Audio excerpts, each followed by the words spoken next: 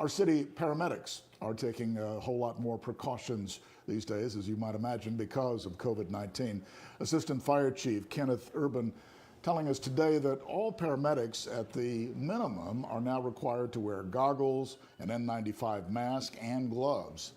Now, we are told that the call volume for the fire department has remained about the same, but now the fire dispatchers screen the calls to see if they need both a fire truck and an ambulance. Another big change is the cleaning of those ambulances after a patient is transported. Chemical we use, and we have actually increased our procedures on deconning a unit. We're more deliberate with it than we were before. We've developed new methods, new equipment, and new chemicals we purchased on local market.